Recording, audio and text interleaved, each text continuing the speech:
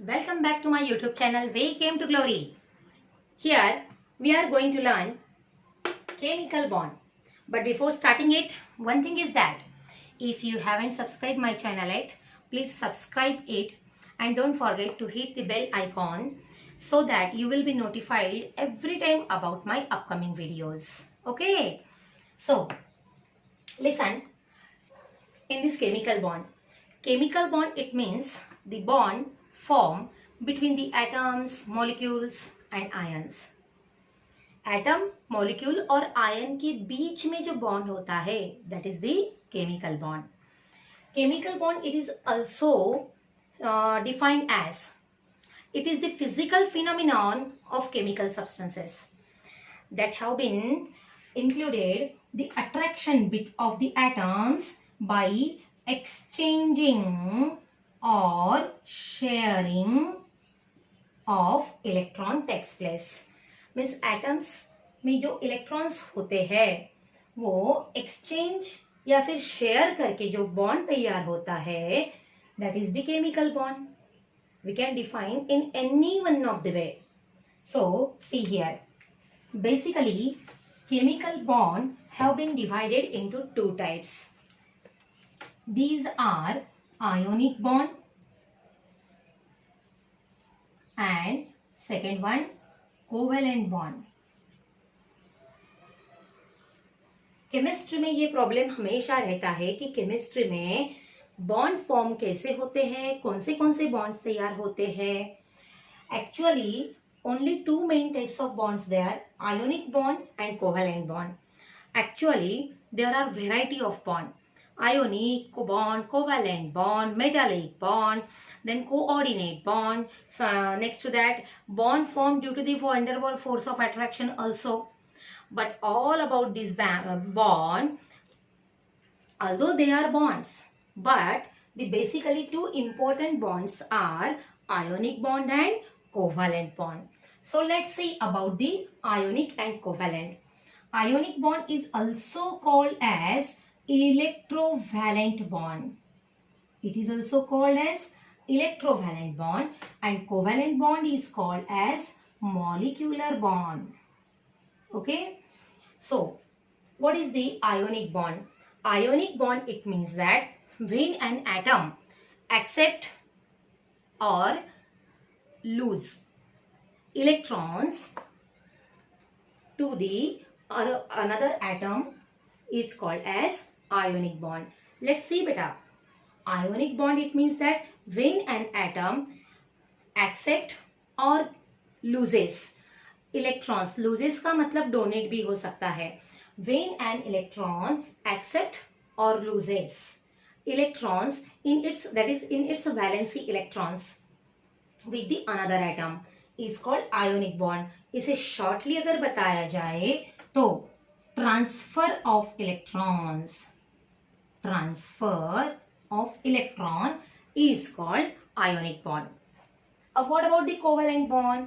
Covalent bond, it means that when an atom share its electron in the formation of bond is called covalent bond. So यहाँ पे होता है sharing of electron. Ionic bond को electrovalent bond कहते हैं, transfer of electron होता है. Covalent bond को मॉलिक्यूलर बॉन्ड कहते हैं, शेयरिंग ऑफ इलेक्ट्रॉन्स होता है. So which type of electrons present here? It is the valency electrons. So we must know what is mean by valency electron, what is mean by valency, and because of which we must know electronic configuration also. यानी इसका मतलब chemical bond सीखने के लिए हमने ionic bond और covalent bond दोनों का क्लासिफिकेशन किया था. कोवैलेंट बॉन्ड और आयोनिक बॉन्ड ये बताने के लिए हमें तीन चीजें इंपॉर्टेंट है. First one electronic configuration, second one valency electrons, third one valency. So to understand the electronic configuration, let's study electronic configuration about the first 10 elements. That first 10 elements, how to remember? One sentence is there. H. Haley, B. BC, Nofne. See here, what is that? H. Haley. He का मतलब helium, Li का मतलब lithium, Be BC beryllium, boron, carbon, नॉफनी, NOF नॉफ, और ये नी nitrogen, oxygen, fluorine and neon. So it has 1 electron, 2 electron, 3, 4, 5, 6, 7, 8, 9 and 10. So let's study electronic configuration. Electronic configuration. See, to study the electronic configuration, we must know how many electrons are present in every shell. And for that calculation, there is one formula, that is 2n square. It is the formula of electron holding it is the electron holding capacity of the shell. So first of all, we know that nucleus is present at the center of the atom. First shell is K shell, second L, third M, and fourth N. K, L, M, N. And that N is called as number of shell. Number यानी shell का number. सो किसमें कितने electrons बैठते हैं ये देखने के लिए हमें सबसे पहले n की कीमत, n की वैल्यू पुट अप करनी है. So see here, as k की वैल्यू 1 है तो 2 इंटू 1 स्क्वायर, 2 इंटू 1 का मतलब 2. अभी l की वैल्यू 2 है, सो 2 इंटू 2 का स्क्वायर, 2 2 जा 4 एंड 4 2 जा 8. दूसरी शेल में 8 इलेक्ट्रॉन बैठते हैं.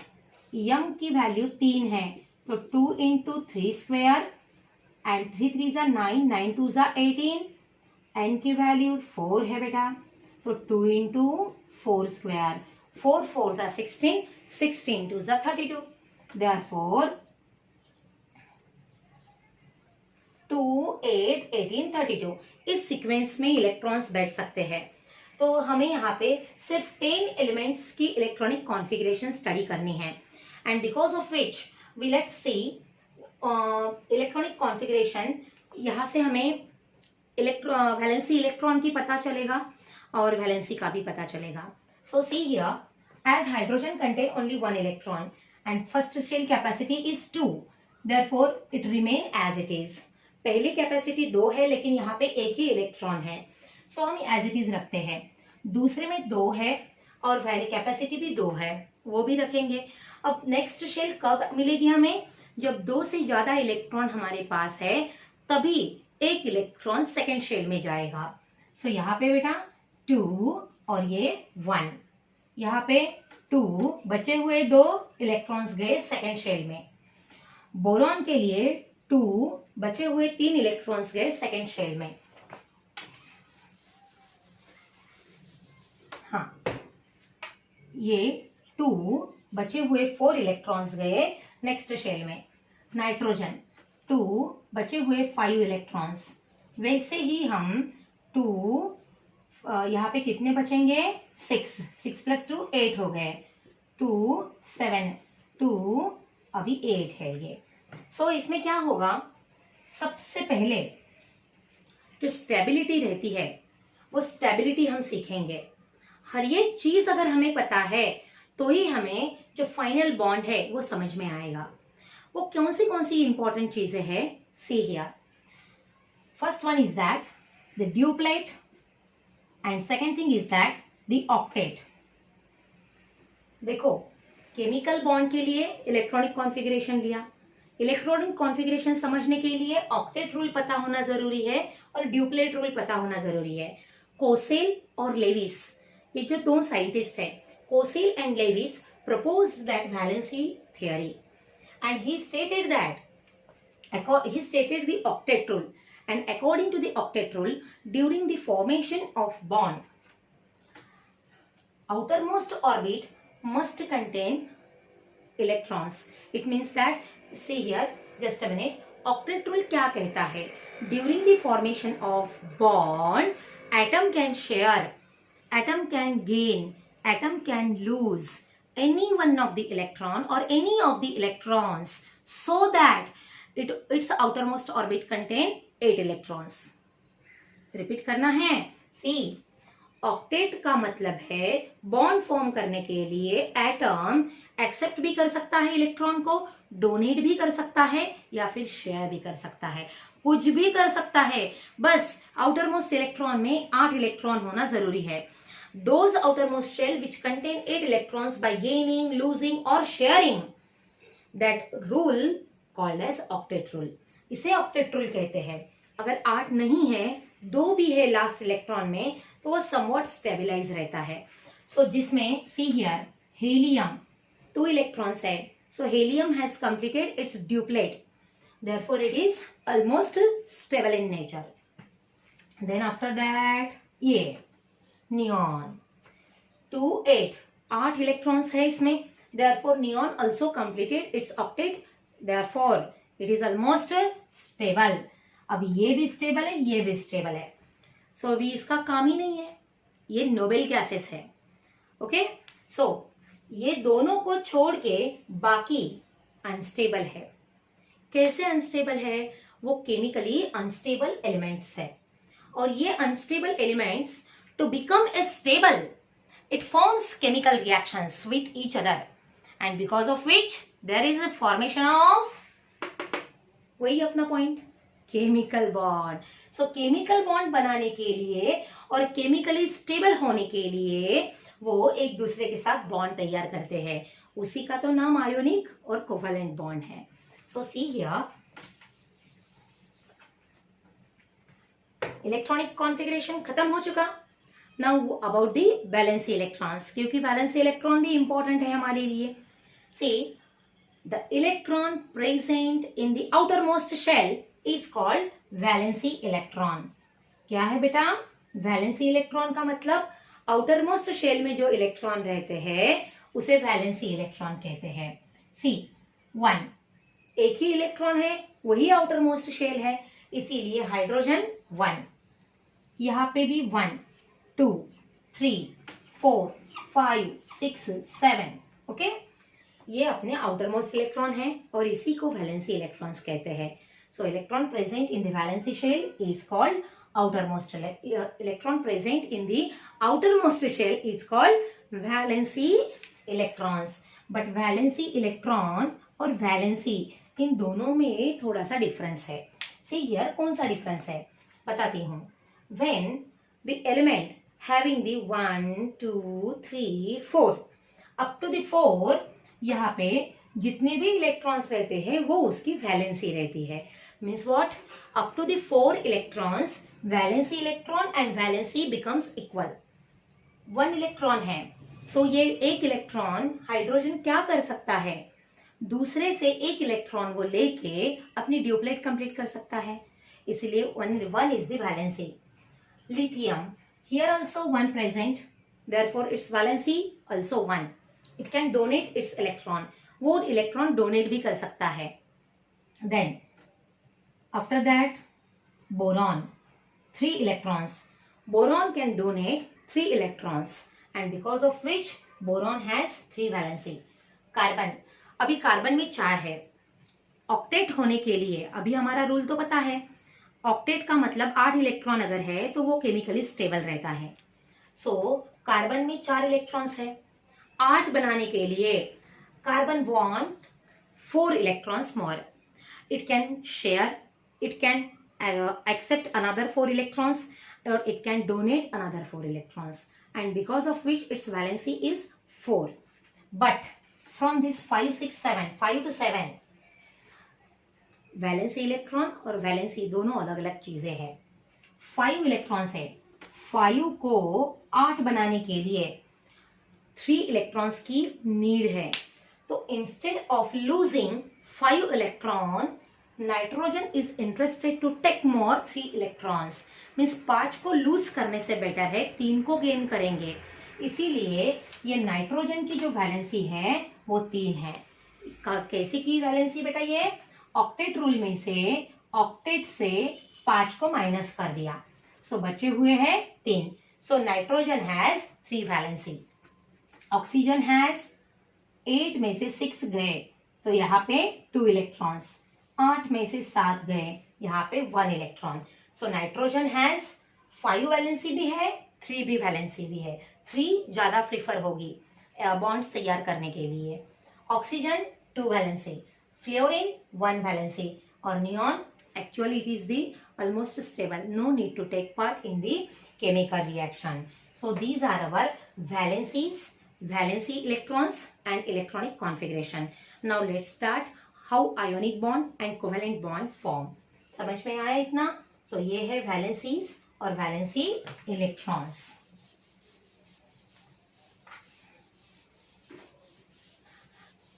ये तो 10 तक मैंने एग्जाम्पल दे दिया। अभी हम आयोनिक बॉन्ड तैयार कैसे करते हैं ये बता रही हूं। In the formation of ionic bond we must know valency, valency electron, electronic configuration.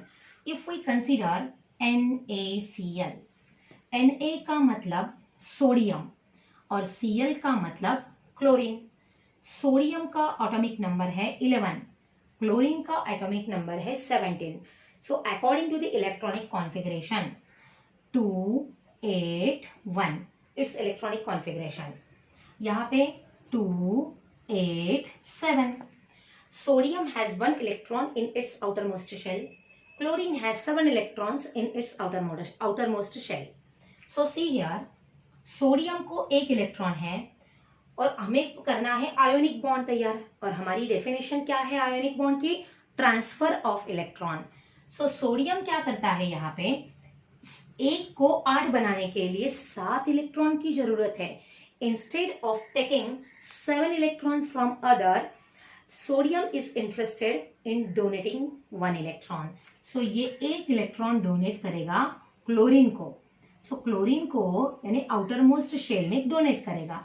So sodium का नया इलेक्ट्रॉनिक कॉन्फ़िगरेशन बनेगा 2, 8 और क्लोरीन का 2, 8, 8. Okay, so see here, sodium and chlorine, they are actually chemically unstable. chemically unstable थे नहीं है, octet नहीं है, इसका मतलब chemically unstable. बट 1 इलेक्ट्रॉन देने के बाद वो केमिकली स्टेबल बन गए, है ना? स्टेबल भी है, 8 इलेक्ट्रॉन है, they are almost chemically stable. But अभी एक प्रॉब्लम हो गया। कौन सा है वो प्रॉब्लम? ये इलेक्ट्रिकली अनस्टेबल है। क्यों इलेक्ट्रिकली अनस्टेबल है ये मैं बात बताती हूँ आपको। सी, सोडियम में कोई भी चार्ज नहीं था यहाँ पे, लेकिन अभी इसके ऊपर ये चार्ज लगने वाला है, इसके ऊपर पॉजिटिव, इसके ऊपर नेगेटिव। क्यों ये चार्ज हुआ है? सी, सोडियम में 11 एटॉमिक नंबर था, इसका मतलब 11 प्रोटॉन थे, इसके साथ 11 इलेक्ट्रॉन थे जो कि निगेटिव साइन वाले हैं। 11 minus 11 giving rise to 0. Therefore, sodium has no charge at all. Sodium को कुछ भी चार्ज नहीं है। अभी क्लोरीन में पहले वाले इसमें मैं आपको जो बता रही हूँ, ये ऊपर वाला सोडियम और क्लोरीन बता रही हूँ, उसमें 17 प्रोटॉन्स थे, 17 इलेक्ट्रॉन्स है। 17 minus 17 is equal to 0. सो ये पहले केमिकली अनस्टेबल थे, बराबर है, लेकिन वो इलेक्ट्रिकली तो स्टेबल थे ना, 0, 0 है। लेकिन अभी ऐसा नहीं है। क्या चेंज हो गया बेटा यहाँ पे? सी हियर, प्रोटॉन जो चेंज नहीं हुए, लेकिन हमारा 1 इलेक्ट्रॉन हमने क्लोरीन को दे दिया।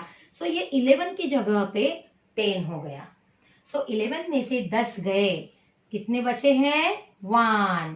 और ये 11 पॉजिटिव है, 10 निगेटिव है, तो ये भी पॉजिटिव है। सो 1 पॉजिटिव चार्ज सोडियम के ऊपर गया, इसीलिए इसे Na पॉजिटिव कहते हैं और इसे सोडियम का कटायन कहते हैं। ऐसे बनते हैं चार्जेस। जितने इलेक्ट्रॉन लॉस्ट करोगे उतने पॉजिटिव चार्ज पाओगे। देन क्लोरीन का देखना, क्लोरीन में 8 इलेक्ट्रॉन्स है, 8 इलेक्ट्रॉन्स आउटर मोस्ट ऑर्बिट पे है, 17 प्रोटॉन है, लेकिन इसके पास 17 ही इलेक्ट्रॉन्स थे। 17 इलेक्ट्रॉन्स थे तो अभी 1 इलेक्ट्रॉन ज्यादा मिल गया सोडियम से, तो वो 18 बन गया। 17 माइनस 18, इसका मतलब यहाँ पे -1 इलेक्ट्रॉन। एक इलेक्ट्रॉन माइनस, सॉरी यहाँ इलेक्ट्रॉन नहीं है, -1 आंसर आया है। सो -1 ये चार्ज है क्लोरीन का और इसे कहते हैं अनायन। इसी तरह से दोनों भी चार्जफुल बन गए। अभी बॉन्ड तैयार नहीं हुआ है। There is formation of only the charges on the elements, sodium positive and chlorine negative. Now see here, Na positive and chlorine negative. Positive negative attraction takes place. We are very well known about that.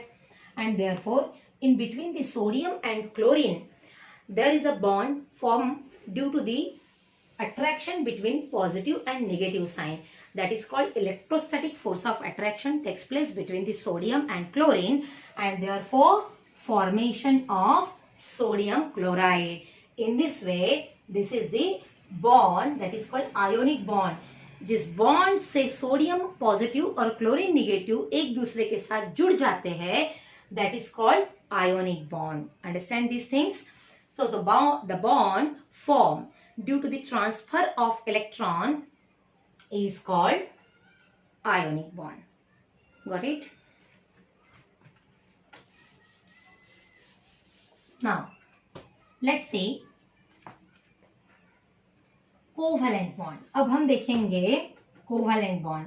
बहुत easy है ये chemistry, बस उसका base पता होना जरूरी है और कौन सी चीज मिलने के लिए क्या क्या रिक्वायरमेंट है ये पता होना जरूरी है।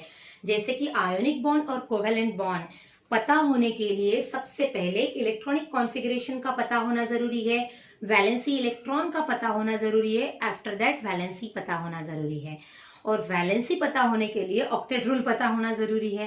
तो ये सारी चीजें हमने देख ली है। अभी हम देखेंगे कोवैलेंट बॉन्ड। कोवैलेंट बॉन्ड ये तो शॉर्टकट में बताया गया था हमें पहले ही कि कोवैलेंट बॉन्ड का मतलब शेयरिंग ऑफ इलेक्ट्रॉन्स। तो शेयर क्या है और कैसे, see here. Actually covalent bond जो फॉर्म होता है वो नॉन मेटल और दूसरा भी नॉन मेटल, इन दोनों के बीच में तैयार होता है। दोनों भी नॉन मेटल होना जरूरी है, लेकिन आयोनिक में ऐसा नहीं था। आयोनिक में एक मेटल और दूसरा नॉन मेटल, इन दोनों के बीच में बॉन्ड तैयार हुआ था। अभी कोवैलेंट में क्या होगा, दोनों भी नॉन मेटल होंगे बेटा। सो दोनों भी नॉन मेटल। पहले ही हमने बताया था इसमें कि हाइड्रोजन ये तो प्योरली नॉन मेटल है, एक्सेप्शनल केस में गया था ना ये। सो हाइड्रोजन, इसके पास भी 1 इलेक्ट्रॉन है, इसके पास भी 1 इलेक्ट्रॉन है, और हमें हाइड्रोजन मॉलिक्यूल तैयार करना है। कैसे तैयार करेंगे, सी हियर। ये न्यूक्लियस है पहले हाइड्रोजन का, ओके, और ये न्यूक्लियस है दूसरे हाइड्रोजन का। देन ये फर्स्ट ऑर्बिट है, ये सेकेंड, और ये भी फर्स्ट ऑर्बिट है दूसरे हाइड्रोजन की। यहाँ पे 1 इलेक्ट्रॉन है, यहाँ पे 1 इलेक्ट्रॉन है। दोनों अगर पास आएंगे तो सबसे पहले ये इलेक्ट्रॉन और ये इलेक्ट्रॉन, इन दोनों में रिपल्शन होगा, क्योंकि इलेक्ट्रॉन इलेक्ट्रॉन में बॉन्ड नहीं बन रहा है हमारा। outermost orbit come close with each other and that both hydrogen atoms share its outermost electron so that they completed their duplet state. See here, दोनों नजदीक आ रहे हैं, थोड़ा और नजदीक लाएंगे इसको। ये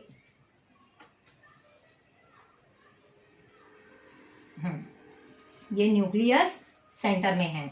अभी ये जो इलेक्ट्रॉन है, ये इलेक्ट्रॉन हम यहां रखेंगे और इस साइड का इलेक्ट्रॉन यहां रखेंगे। See here 1 2।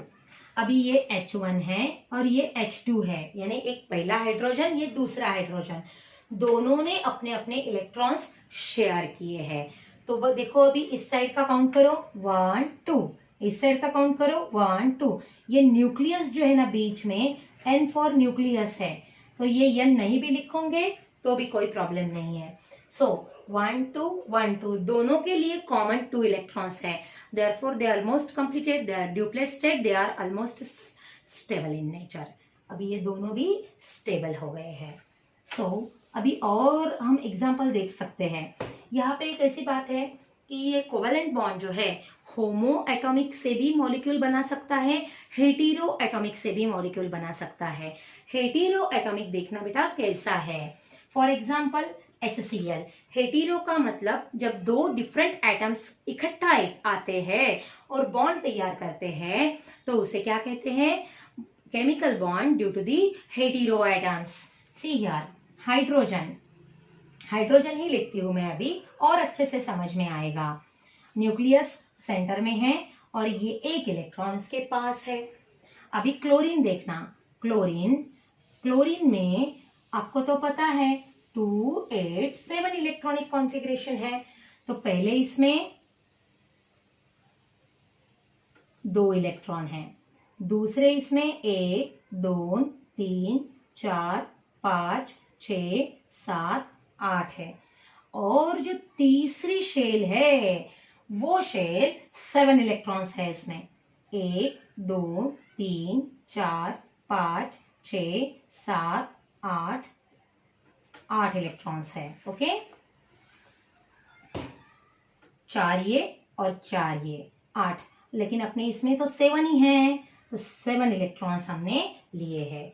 तो अभी क्या होगा, हाइड्रोजन जो है, हाइड्रोजन एक इलेक्ट्रॉन क्लोरीन के साथ शेयर करेगा और क्लोरीन अपने पूरे 7 जो है, ये 7 जो है इसमें से सिर्फ और एक इलेक्ट्रॉन इसके साथ शेयर करेगा। यानी देखना अभी यहाँ पे 4 है और ये 4 5 6 ऐसे ही रहने दो और देखो यहाँ पे एक और शेयर कर दो। हाइड्रोजन की शेल हम थोड़ी सी बढ़ाएंगे सो दैट शेयरिंग समझ में आएगी। सी हियर, थोड़ा सा और डिस्टेंस देके बनाएंगे। 1 2 3 4 5 6। ओके, सी हियर, क्लोरीन ये आउटर मोस्ट शेल है और इस आउटर मोस्ट शेल में सबसे पहले 1 2 3 4 5 6 इलेक्ट्रॉन्स घूम रहे हैं। 7वां इलेक्ट्रॉन उसने शेयर किया है हाइड्रोजन के साथ। ओके, और हाइड्रोजन ने फर्स्ट इलेक्ट्रॉन क्लोरीन के साथ शेयर किया है। सो सी हियर, हाइड्रोजन को एक इलेक्ट्रॉन मिला तो ड्यूप्लेट बन गई। क्लोरीन के 1 2 3 4 5 6 7 को हाइड्रोजन का एक इलेक्ट्रॉन मिला तो 8, यानी ऑक्टेट स्टेट बन गई। क्लोरीन भी स्टेबल, हाइड्रोजन भी stable, and therefore in such a way the bond formed between that is covalent bond, and in this way hydrochloric acid that is HCl is obtained। HCl तैयार होता है, ऐसे बनते हैं कोवेलेंट बॉन्ड। तो समझ में आया यहाँ तक आपको? फाइनली थोड़ा सा एक फाइनल टचअप देते हैं आयोनिक बॉन्ड को और कोवेलेंट बॉन्ड को। See here,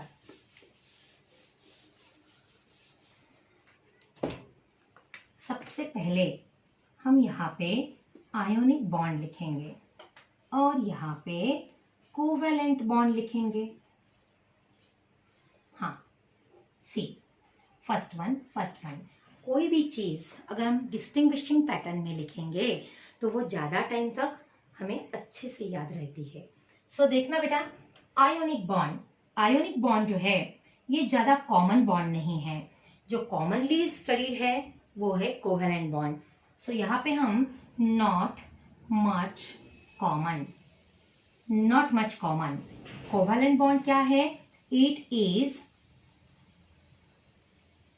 common than ionic से ज्यादा कॉमन है ये।